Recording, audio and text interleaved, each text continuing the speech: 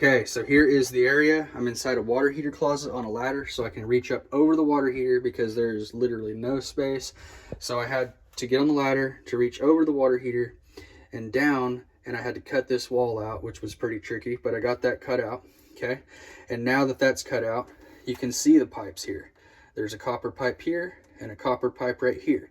And I'm gonna try and connect this PEX and that PEX to those copper lines. Hot is over here. You can see on the water heater it says hot, okay? And on the water heater it says cold here. So you can see cold isn't gonna be on the bottom and the hot one's gonna be on the top, okay? The first thing that we're gonna wanna do now that we've found all this and we know which one's hot and cold, we've got our pipes ran, okay, where they're going. And now we need to shut off the water. You're gonna wanna find your water meter in the yard, which I found mine. And you can see inside there's a little nugget in there. You're gonna put your water meter thing on there and turn it where it's locked. Right now I've got it turned off. You're gonna wanna turn your water on, okay?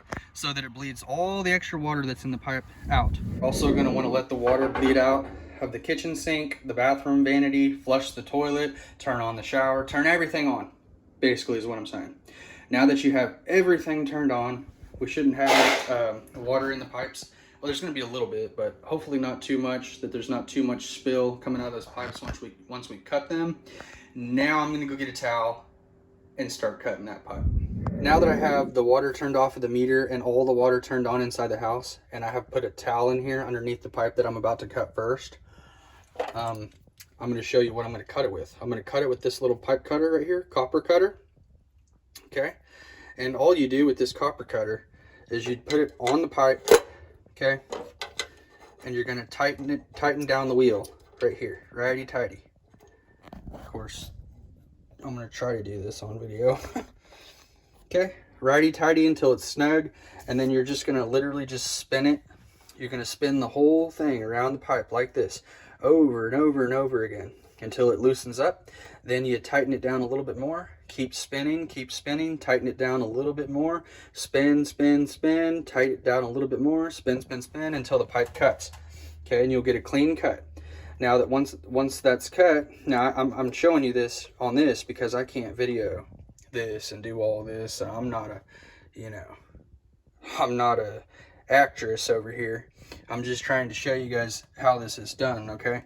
So that's how that's done. Tighten it down, spin it, tighten it down, spin it, all right? And I'm gonna do it right there. Make sure your pipe is smooth and there's no dents or anything crazy like that on the pipe before you cut it. If there is a dent, like there's a dent on the bottom pipe right over here, I'm not gonna do it right there. I'm gonna do it over here, away from that dent. That way we don't get any leaks, all right? Okay, you can see I've taken that copper cutter and I'm went around and around and around until I cut that pipe, okay? It's got a little wiggle room, okay, so that's a good thing. And now that I've got that cut, towels under there, not too much water came out of there. Now, what do we gotta do? Well, we need to sand this and clean it up. How are we gonna do that? We're gonna do that with this tool, okay? This is a 1/2 inch side. You put it over that pipe and you go around and around and around and clean it up, okay? And then you can stick it in the end and twist it, and clean it up on the inside and on the outside. And once it's all clean, I will bring you right back. Okay, you can see I have all that sandpapered up.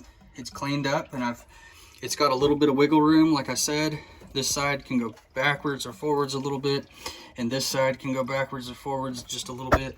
Okay, so now what I'm gonna do is I'm gonna take this T to branch off and connect the hot going up.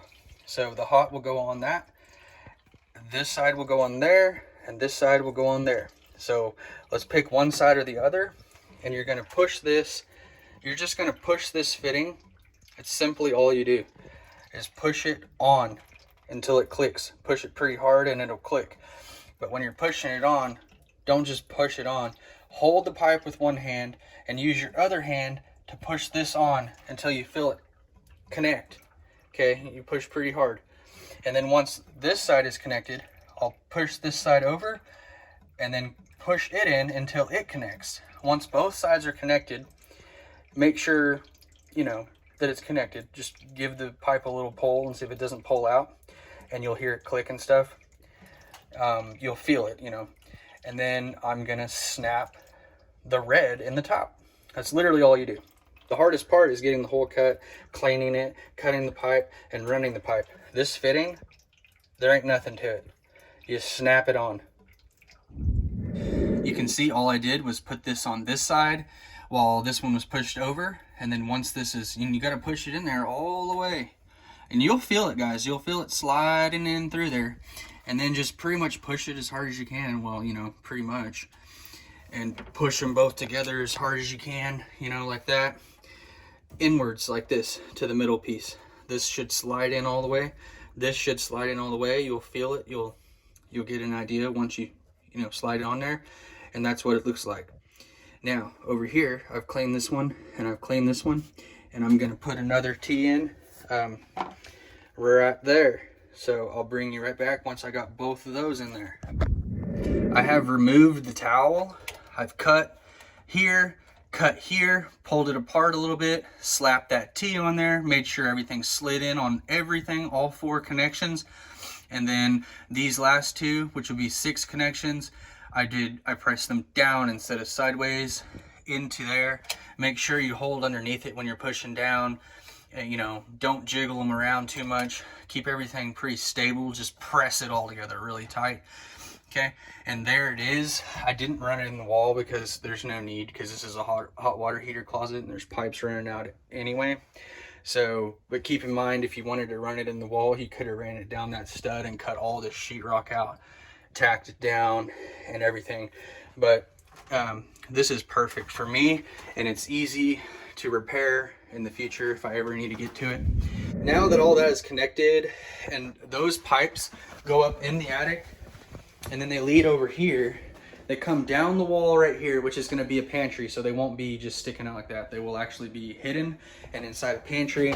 And they run down here underneath my drawers, and you can see what I got going on under here. They 90 in underneath the cabinet, and they're stapled up all the way down to my supply lines. And then I've ran my supply lines up to my sink. Everything's connected. Now I'm gonna turn all my water faucets back off. Okay, turning everything off. About to get rid of this. This is the whole reason why I'm doing this project. I'm gonna get rid of my fish cleaning table, which I've been using for 3 or 4 months now. And I have saved up the money to build this kitchen. So I'm gonna have a new kitchen here instead of a fish cleaning table, all draining out the window right there. They just drain right out the window. Garden hose feeds it. So anyway, turn all your faucets off and then go turn your water meter on. Now, when you're checking this and you're doing this all by yourself and you don't have someone inside and someone outside with a phone, you guys can call each other, see what's going on, see if there's any leaks or anything. I would suggest, if I were you, turning this on, which I have at half capacity, not on all the way. You can see off is where those 2 holes are lined up together. And I've just barely got it turned on. Let it run until that dial stopped. You can see that dial is no longer spinning. When I first turned it on, obviously it starts spinning because it fills up the pipes, and everything's turned off, so that dial should stop. I've only turned it on a little bit just in case there's a big leak or something. Then it wouldn't be full blown, just blowing water all over the place, which I've done before. So there's your tip for the day. Okay, but now that that dial is stopped, I feel comfortable. I was inside, I've already checked all my fittings, everything's completely dry, everything looks great. So now what I'm gonna do is I'm gonna turn that on full capacity and turn it slowly. No need to get in a big rush when you're turning the water on. Okay, you can see what I'm doing. Slowly turning it on all the way, and I'm watching that dial. Okay, oh, it stopped right there. The water's on all the way, and that dial is not spinning at all. I'm gonna leave this here though to double check one more time. I'm gonna go inside right now, and I'm gonna look at everything once again. I am back inside now, and I'm gonna show you guys. We've got no leaks, okay? Completely dry here. Completely dry here. You can hear the water heaters on. This is hot, cold, and there's no leaks. And we didn't touch anything else, so there ain't nothing else broken unless that dial was spinning, and that means you probably pumped off the end of this copper pipe and something's leaking in the wall or something. But not in my case, not this time, because I was very careful with those pipes. Okay, just be very careful. Treat it like a little baby or something, all right? Now, let's see here. Oh yeah, we've got water. Whoa. This side does not have drains yet, but let's just see if it turns on. Oh, I've got the shutoffs off on this one. Let's turn it on. And there's no leaks here. Everything's dry. No water on the floor. And then I've got the 90s over here, you can see. No water. Everything's dry. Looks wonderful. Okay, so now what are we gonna do? The last thing we gotta do is turn on these new supply lines that I just put in. Slowly. Turn them on very slowly. Okay. Now this one, turn it on slow.